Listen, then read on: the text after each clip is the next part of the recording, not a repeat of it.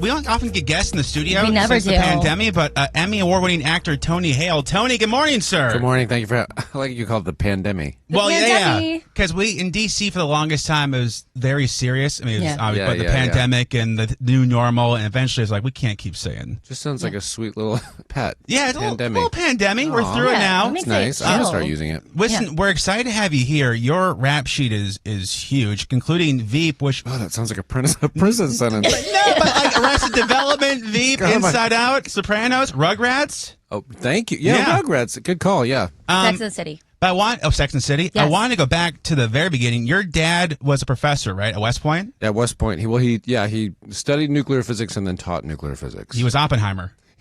Yes. That movie's about my dad. Really? That's so cool. It was so Oh, long. I'm so Good for glad him. everybody's finding this out today. Well, so my parents were college professors in Minnesota. So Oh, wow. I grew up on a college campus. It was one of the coolest things. Did you get to be at West Point and actually on campus? No, I was born there, so Oh, wow. I was very, very little. Okay, got it. Okay. Very little. Yeah, makes sense. And now here we are. Inside Out 2 is out today, which is very exciting. It's really exciting. It's I play Fear. Yeah. And if you know a history of my career, that tracks. Yeah, right. Yeah. I was there's a lot of fear and anxiety in my characters, but it's just one of the most. I mean, I've been in this business a really long time, and this is one of my proudest moments. It's a really stunning movie. Well, we saw the first one, obviously, and Yeah. it was really good. And Yeah. I can't wait for the second one.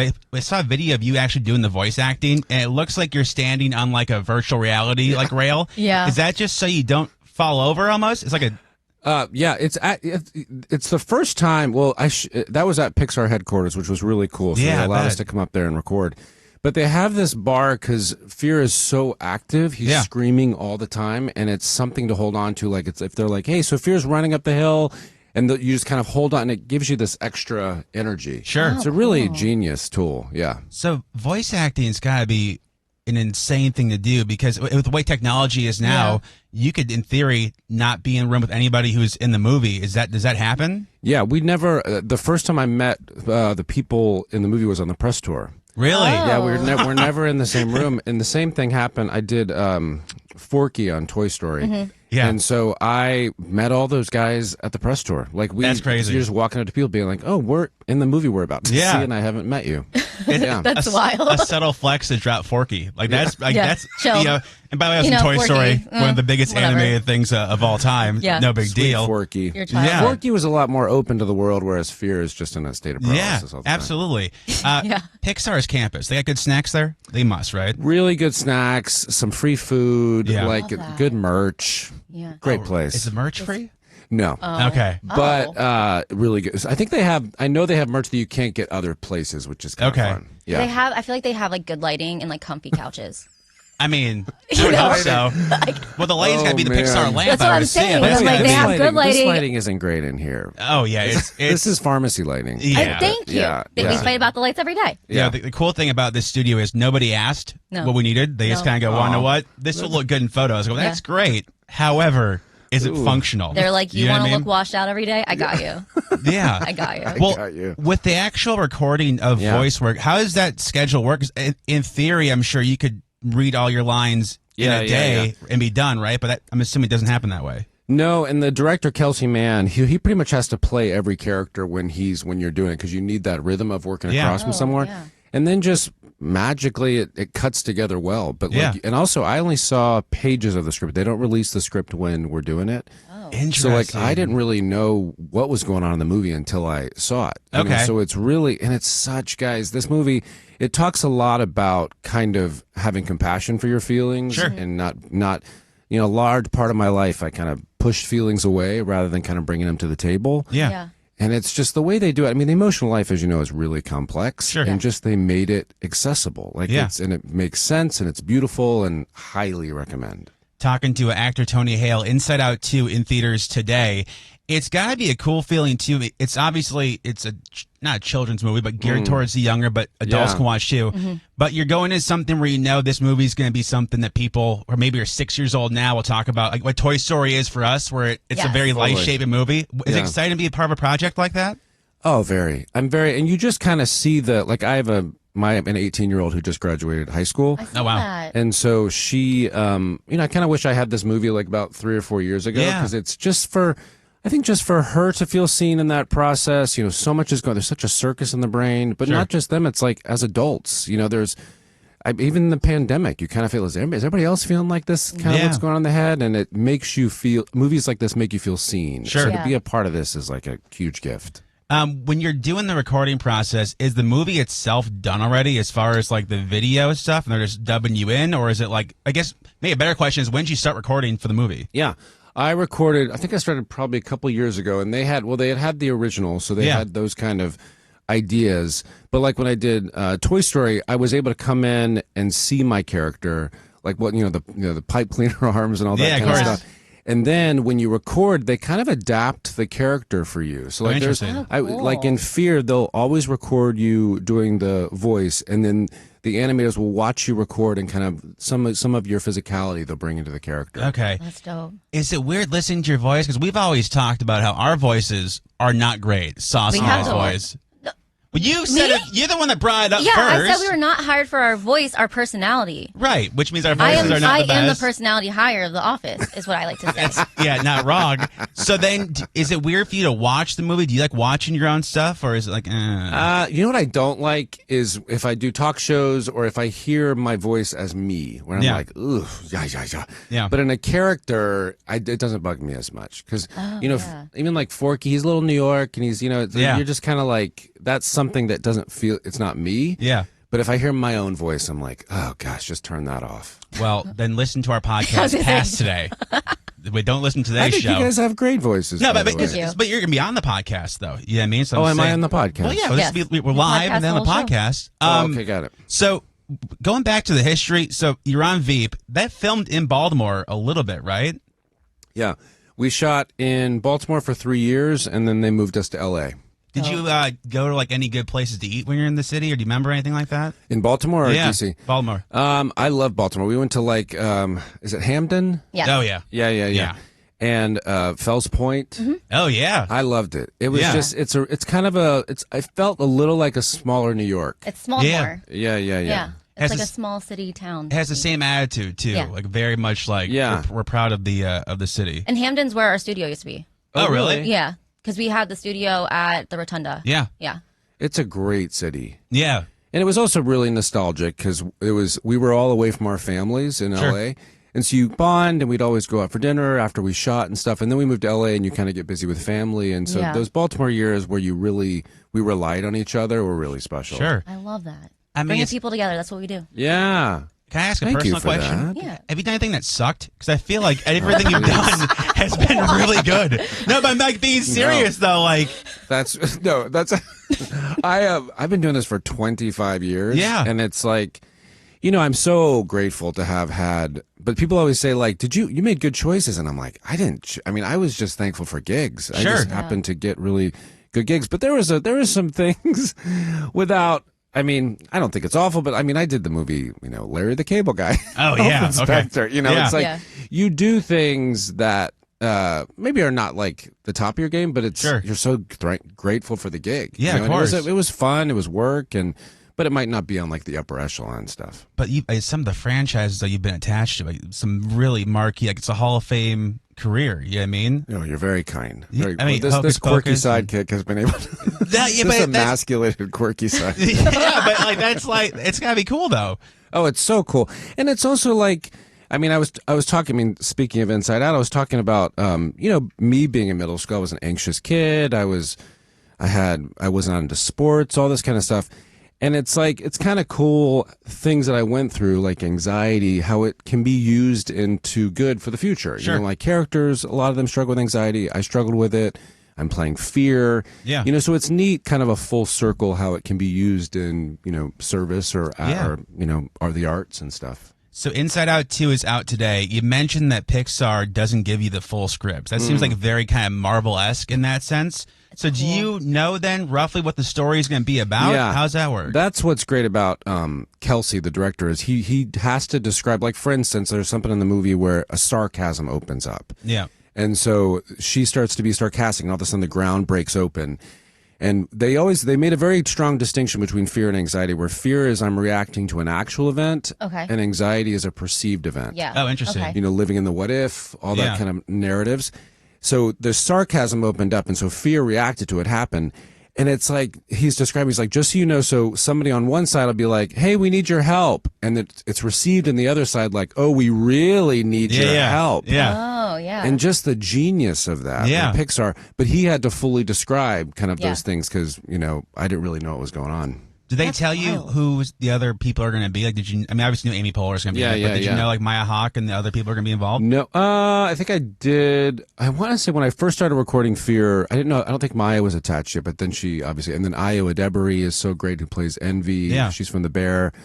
So it's fun to kind of hear, but then like. I just met them last week. Yeah, which is crazy. That's so cool. So I did work with Ayo in the fall, but Maya I met last week. Are you going to watch the movie, or do you not like to watch your own stuff when it comes out? I like to have it on loop in my home.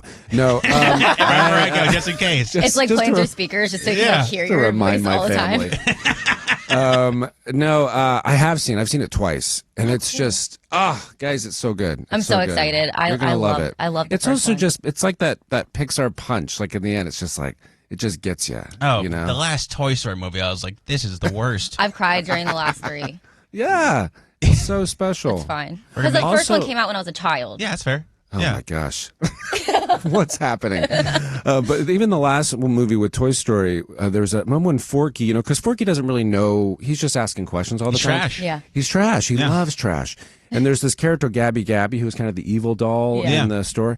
And everybody was like, oh, she's the evil one, kind of labeled. And Forky was like, I just think she has nice hair. Yeah. He goes over and chats her up. Yeah. And it was because of him kind of reaching out, and Woody, that you kind of saw like the villain be restored. Yeah. And then she found kind of someone to take care of her. But it was like, I don't know, just that kind of brilliance. You always typically have like good and evil, but then like you never see the restoration of those people, Pixar, man. Dude, I have so many questions, and this is the most ADD interview ever. I know you wrote a book, Archibald's Next Big Thing, yeah. which was then on Netflix. Yeah. I have to ask about Rosamund Pike, because she was in Gone Girl. She's in the show Netflix. I think I care about you. I feel like. Because I feel like I've said... I love that. That's great. But she played crazy so good in Gone Girl. I've said if I saw her in person, I'd be afraid. But I'm sure she's like the nicest person ever.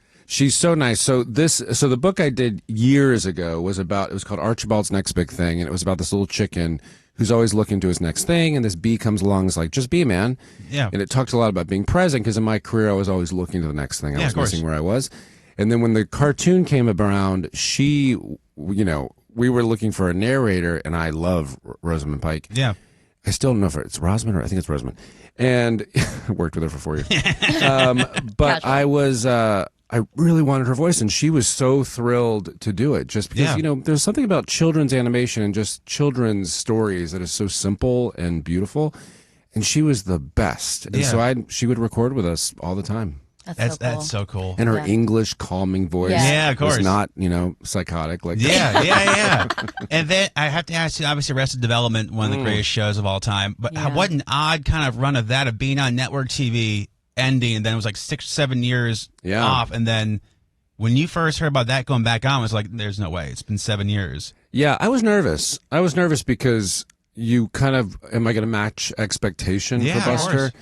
And then I heard the woman who played my mother, Jessica Walters, who recently passed, she when I heard her say Buster, right back in there, and I was like, it was like a Pavlovian response. I was just like, I'm back. Right back in, hell yeah, that's awesome.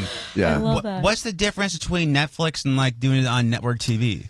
Yeah, I mean, we were always on the bubble with Arrested Development. Like, we never knew if we were going to be canceled and all this kind of stuff. The thing about Netflix, and even also when it went to DVD, the show was so layered and very dense. Yeah.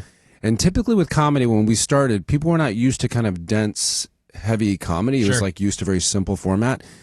So on Fox, I don't think people knew what to do with it. Right. But on Netflix, it gave you the opportunity to really dive in and think about it and kind of replay it. And like, there's that great joke of Tobias joining the Blue Man Group, because he thought it was a support group for depressed men. Yeah. And just like those kind of jokes, like you had to pay attention. And so I think that's how with Netflix and DVDs, it helped kind of give it a life. Yeah, well, that's kind of interesting, too. I mean, Inside Out 2 is in theaters. How important is it? Because we realized, again, during the pandemic, movies were like basically going to streaming right away. Say Demi. Dude, during the Demi? During the Demi, not Lovato.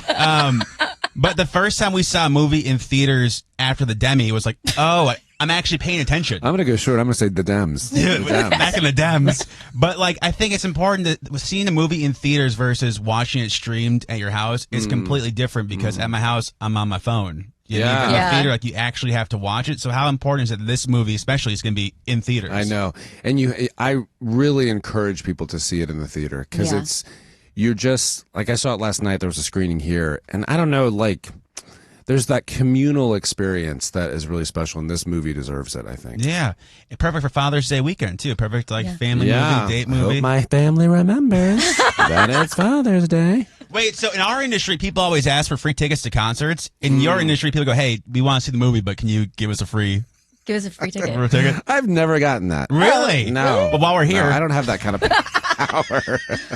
We were invited to the showing last night. Be pretty sick if we could see it for were free. you invited to the showing? I said we weren't invited to the showing. Yeah. We already missed our ticket.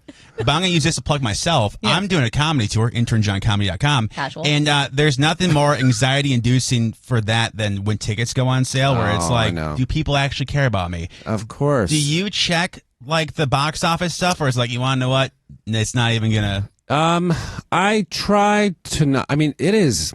I hear that, man, because like when I did Archibald's, when it became a cartoon, it was so close to me, much like, I mean, when you do your material, it's obviously very close to you.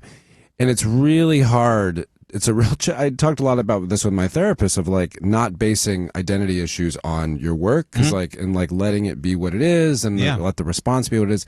But it is hard. It is always tough. Yeah. But let me just tell you, your value is not centered on the ticket sales. I know it's messed up. We're talking about anxiety from ticket sales, and I just ask for free tickets. But please, I never say no to free. Oh, yeah, absolutely. I mean, you guys, this bottle of water, this is exciting for me. Well, fun fact about that water. We couldn't find it in the green room. We found a lot of liquor, but we couldn't. That water, so they, because of the Demi, they're like, we should probably... The Dems, man, the Dems. Yeah, the Dems. We should stock up the studio in case there's an emergency. That's supposed to be our emergency water, but somebody, we'll call her Shelby, opened up the emergency water like a month ago and has been slowly taking bottles of water out. I'm moving. I don't have water. That's not I love we'll call her Shelly. Yeah, that's going to throw it out there. That's a slight issue.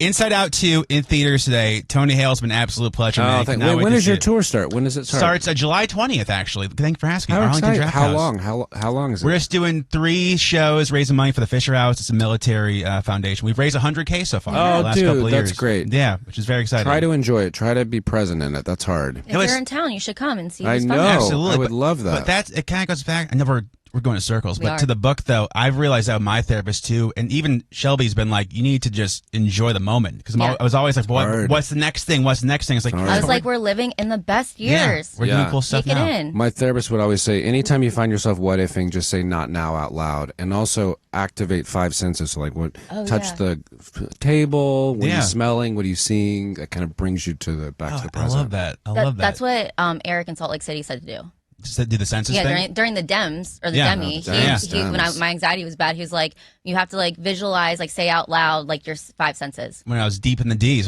Deep in the D's. Pause. Inside Out 2 in theaters today. Tony Hale, thank you so much for coming in, man. Thanks for having me.